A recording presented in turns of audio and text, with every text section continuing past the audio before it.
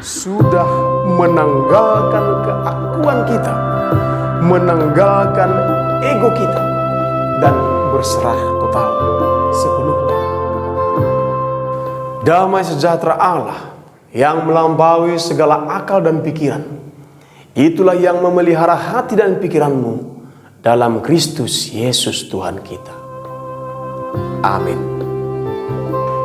Shalom, salam sejahtera Bapak Ibu Saudara yang terkasih dimanapun berada. Senang sekali kita bertemu kembali pada saat ini, dipertemukan oleh firman Tuhan melalui akun YouTube ini, dan firman Tuhan yang mempertemukan kita pada hari ini diambil dari Matius 16 ayat yang ke-21 sampai dengan ayatnya yang ke-28, yakni firman Tuhan yang menjadi khotbah di tanggal 28 Agustus 2022.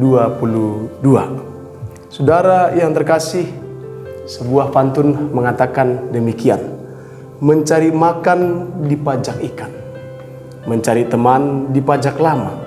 Saya bacakan nats firman Tuhan, kita dengarkan bersama-sama.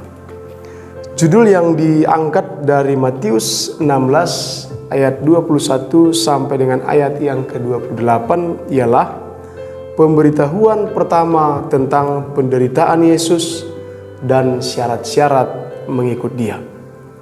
Sejak waktu itu, Yesus mulai menyatakan kepada murid-muridnya bahwa Ia harus pergi ke Yerusalem dan menanggung banyak penderitaan dari pihak tua-tua, imam-imam kepala, dan ahli-ahli Taurat, lalu dibunuh dan dibangkitkan pada hari yang ketiga.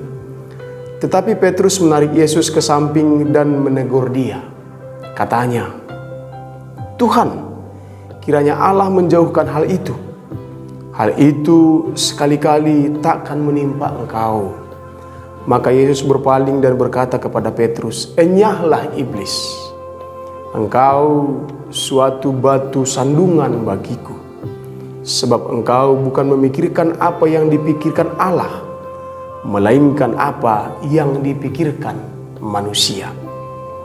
Lalu Yesus berkata kepada murid-muridnya, "Setiap orang yang mau mengikut aku, ia harus menyangkal dirinya, memikul salibnya, dan mengikut aku. Karena barang siapa mau menyelamatkan nyawanya, ia akan kehilangan nyawanya. Tetapi barang siapa kehilangan nyawanya karena aku, ia akan memperolehnya. Apa gunanya seorang memperoleh seluruh dunia, tetapi kehilangan nyawanya?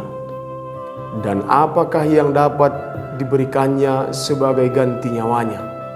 Sebab Anak Manusia akan datang dalam kemuliaan Bapanya, diiringi malaikat-malaikatnya. Pada waktu itu, Ia akan membalas setiap orang menurut perbuatannya. Aku berkata kepadamu, sesungguhnya di antara orang yang hadir di sini, ada yang tidak akan mati sebelum mereka melihat Anak Manusia datang sebagai Raja dalam kerajaannya. Amin. Sedemikian jauh pembacaan nats firman Tuhan untuk kita. Bapak, Ibu, Saudara yang terkasih, agaknya dalam kehidupan ini segala sesuatu hampir berpasang-pasangan. Siang berpasangan dengan malam. Yang di atas pasangannya yang di bawah. Susah pasangannya ialah yang senang. Dan putih pasangannya adalah hitam. Kalau kita siap untuk bersukacita, maka kita juga harus siap untuk merasakan kesedihan, merasakan kesusahan dalam kehidupan ini. Kita tidak bisa memilih hanya satu di antara kedua yang berpasangan ini.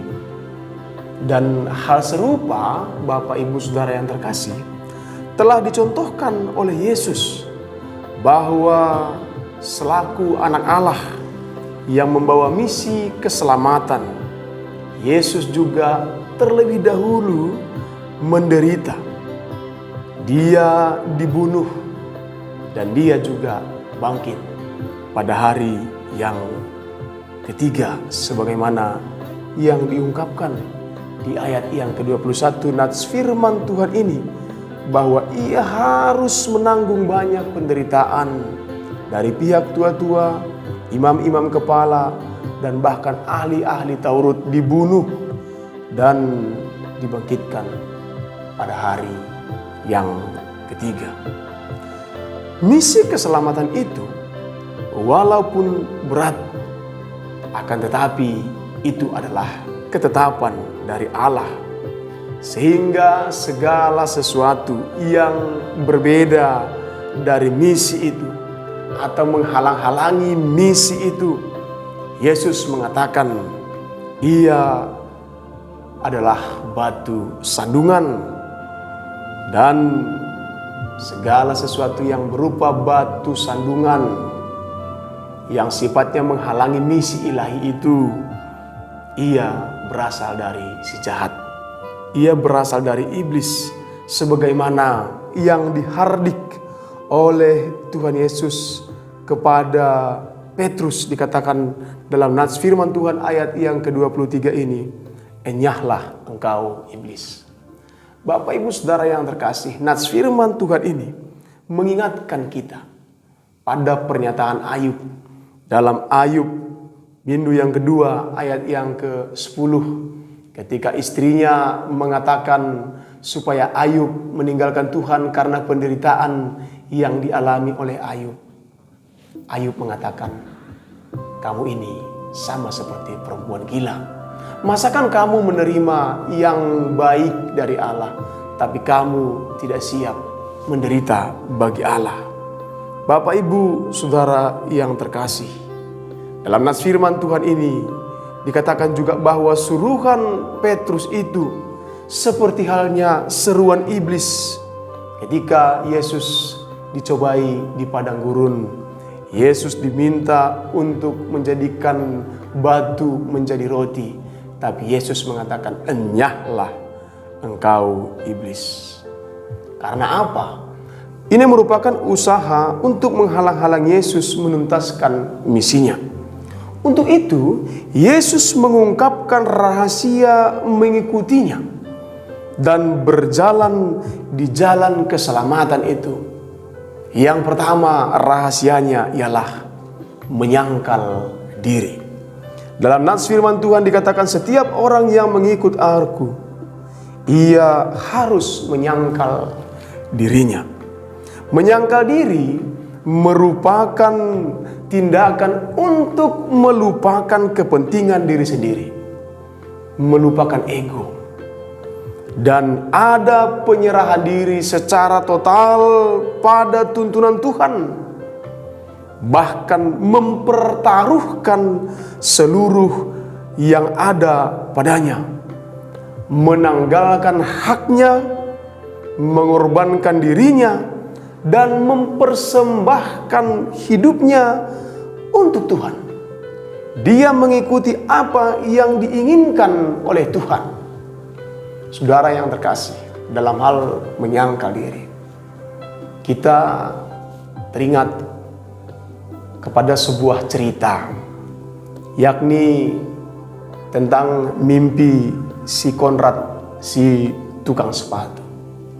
Suatu ketika si Konrad mengalami perjumpaan dengan Tuhan, penglihatan akan perkataan Tuhan dalam mimpinya. Tuhan berkata kepada Konrad, Konrad, suatu saat di sore hari nanti saya akan datang ke rumahmu, menemui engkau dan berbicara kepadamu, kata Tuhan kepada si Konrad di mimpinya. Dengan senang hati Konrad pun terbangun. Dia dengan sukacita mempersiapkan segala sesuatu untuk kedatangan Tuhan ini. Dia makan masakan yang paling enak. Dia persiapkan rumah yang paling bersih, yang paling mewah, dan segala sesuatu yang terbaik ia persiapkan untuk Tuhan. Kemudian tibalah waktu yang sudah ia ingat, yang ia sepakati bersama-sama dengan Tuhan. Dia menunggu dengan sukacita. Tiba-tiba, Bapak Ibu Saudara yang terkasih, di sore itu hujan turun gerimis. Dan pada saat menanti, Konrad mendengarkan suara ketukan pintu. Dan dia bersyukur bahwa dalam pikirannya ketukan pintu ini adalah ketukan pintu yang datangnya dari Tuhan. Dan ternyata Bapak Ibu Saudara yang terkasih, ketukan pintu ini adalah ketukan yang datangnya dari tukang pos. Dan meminta tolong untuk berteduh. Dan dengan senang hati, Konrad pun memberikan tempat untuk berteduh, memberikan air yang hangat untuk si tukang pos, sehingga si tukang pos dapat kembali melanjutkan perjalanannya. Kemudian ia kembali menunggu janji yang sudah ditetapkan oleh Tuhan. Tiba-tiba seorang gadis kecil tersesat minta tolong kepada si Konrad. Dan Konrad pun dengan tergesa-gesa namun tetap dengan penuh sukacita mengantarkan si gadis kecil ini ke tempat yang ia inginkan, ke tujuan, ke alamat yang sebenarnya yang menjadi tujuan daripada gadis kecil ini.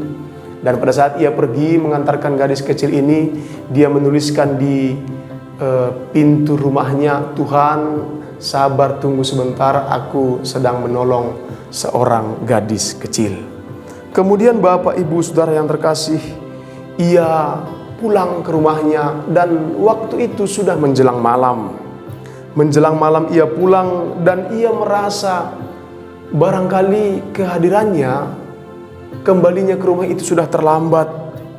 Dan pada saat malam itu juga ketika ia tiba di rumah, sesuatu yang tidak dibayangkan oleh si Konrad pun muncul lagi di hadapannya. Seorang tetangga minta tolong dan butuh pertolongan.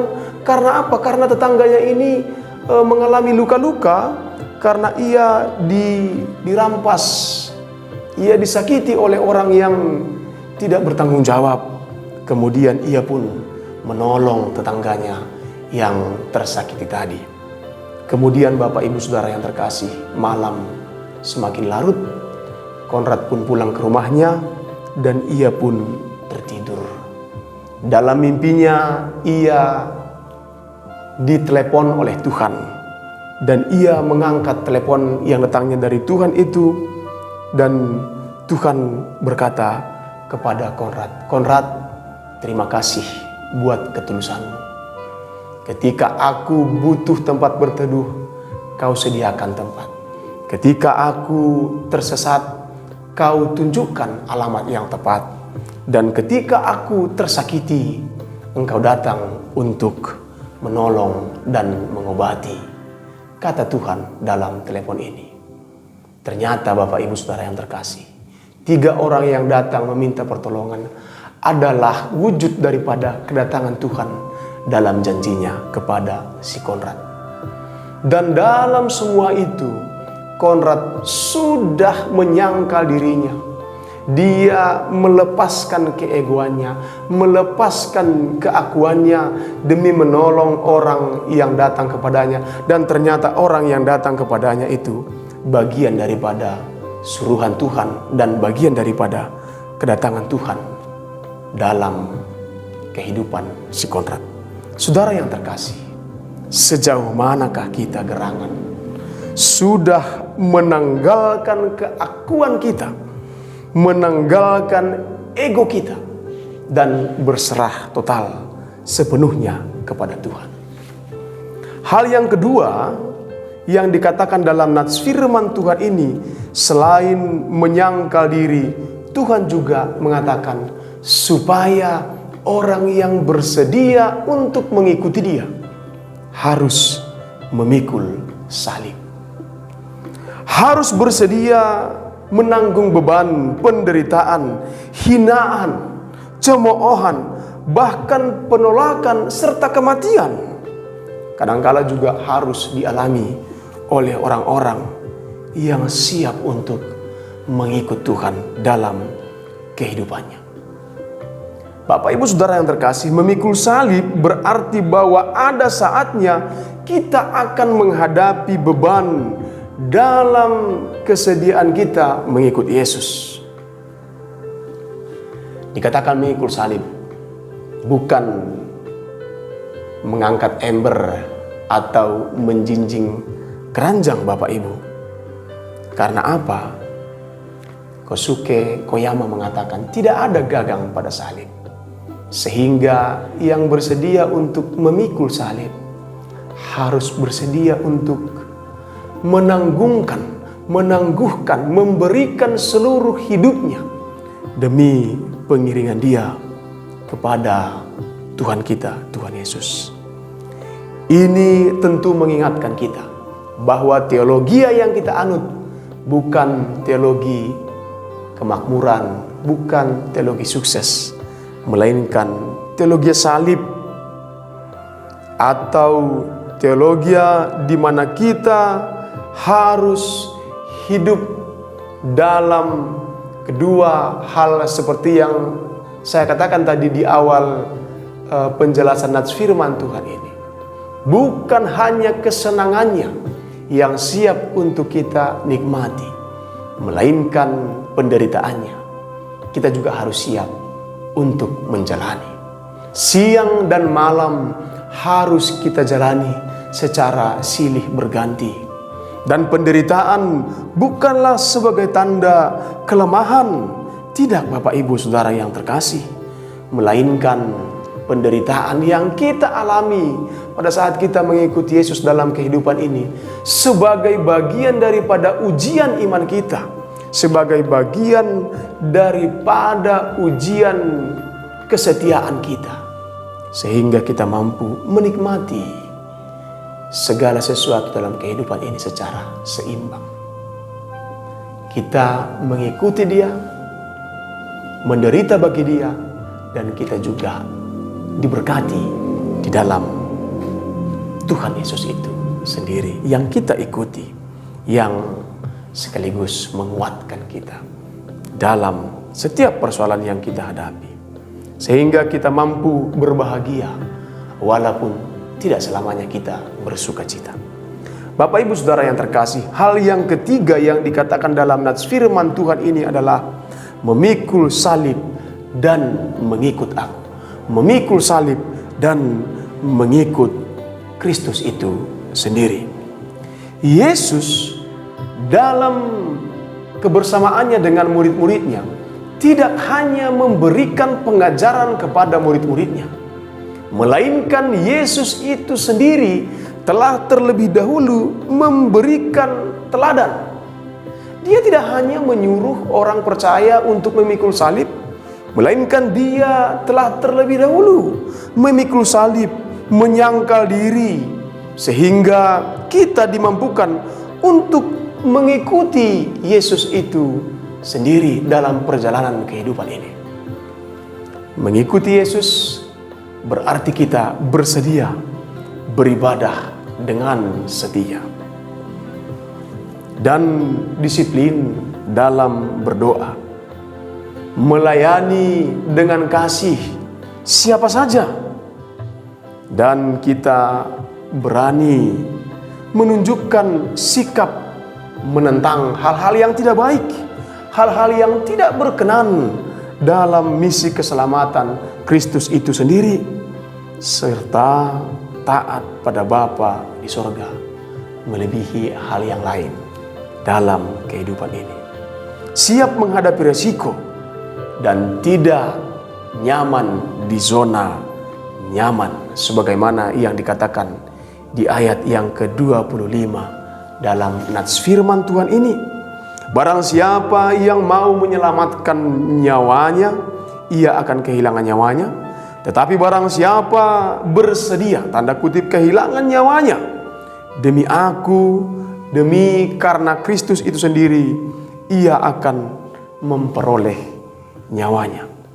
Saudara yang terkasih, seandainya kita ditanya, manakah lebih baik? Menyelamatkan nyawa akan tetapi kehilangan nyawa, atau siap kehilangan nyawa demi menyelamatkan nyawa di kehidupan yang kekal? demi kekekalan itu sendiri. Sehingga Bapak Ibu Saudara yang terkasih, melalui nats firman Tuhan ini, kita diarahkan, kita dibimbing untuk marilah berjalan di jalan Tuhan. Dalam setiap cobaan, Dia akan ada di sana. Tak ada derita yang tak ikut dirasakannya bersama-sama dengan kita. Waktu demi waktu, kita akan senantiasa ada dalam perlindungannya. Bapak Ibu Saudara yang terkasih, ke Palembang membeli baju dipilih cantik warnanya. Setiap orang yang mengikut aku, kata Tuhan Yesus, hendaklah ia menyangkal diri dan memikul salibnya. Hendaklah ia menyangkal diri dan memikul salibnya. Beli baju di kota Palembang, jangan lupa beli celana. Dalam susah maupun senang, Yesus senantiasa beserta kita. Amin. Kita berdoa. Bapa di dalam surga, kami bersyukur ya Tuhan atas firman. Kami yakinkan seluruh hidup kami bahwa dalam mengikut Tuhan, kami akan siap untuk menyangkal diri kami, memikul salib kami, dan mengikut Tuhan. Kekuatan yang daripadamu itu yang senantiasa kami rasakan, kami nantikan, dan kami yakini dalam menjalani semua itu. Dalam Kristus Yesus Tuhan kami berdoa dan mengucap syukur. Amin.